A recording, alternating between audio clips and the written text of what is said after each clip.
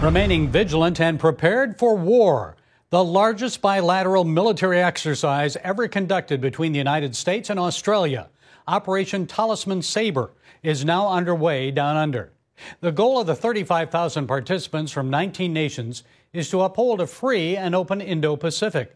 Some observers view the exercise as a response to the Chinese naval buildup and aggression in the South China Sea. Well, joining us to share some insights on the China military threat and allied preparedness to counter it is William Dunn, a retired Marine colonel, military analyst, and the president of Strategic Resilience Group. Colonel Dunn, tell us about Operation Talisman Sabre. Would an exercise on this scale occur if China weren't a threat in the Indo-Pacific region? Well, hey, thank you very much for having me. I appreciate you bringing me on today. And yeah, Talisman Sabre is a great exercise. It's the largest one, 35,000, 19 nations, as you mentioned. And really what this does, and I want everyone to kind of sort of back down a little. So, we're not doing this to prepare just for war, right? We're doing this to prepare for deterrence, to prepare for peace, as well as to prepare for operating with our other teammates, our allies, in a multi-nation operation/exercise. We do these exercises routinely, not on this scale.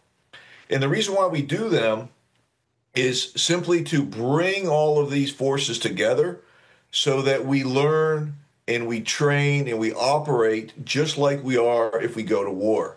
It should be seen more as in my mind, right, I'm hopeful, as a precursor to peace, because when our adversaries see how easily we bring together all these nations, this many folks, and we operate in a extended exercise, they should see that we can quickly transmit that into combat if necessary. Well, we see Norway, Netherlands, Thailand, Singapore, and India have joined the exercise this year, especially India's participation. What statement does that make?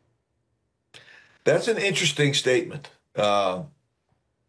Ideally, it's telling the world is that India is ready to become a worldwide player to support a free world. And so I think it's a good statement for them. I don't know personally what their level of participation is. And what I will throw out, sometimes you'll have a nation that will put in, of the 35,000, maybe they'll put in 5,000 or 1,000. Sometimes they'll put in a very few number of people. That is not to be looked down upon. That is a great thing, because just sending liaison individuals to support us is a great building block for future teamwork and obviously future support. Bill, how strong is this military alliance? To what extent could the U.S. and Australia count on these nations to join in militarily in the event of war with China over, say, Taiwan?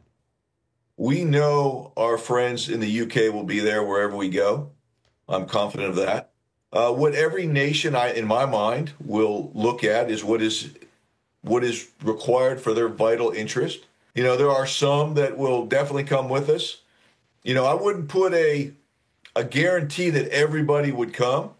I would like to think they would, but, you never know. We've done missions, if you will, where some of our great allies have not given us overflight.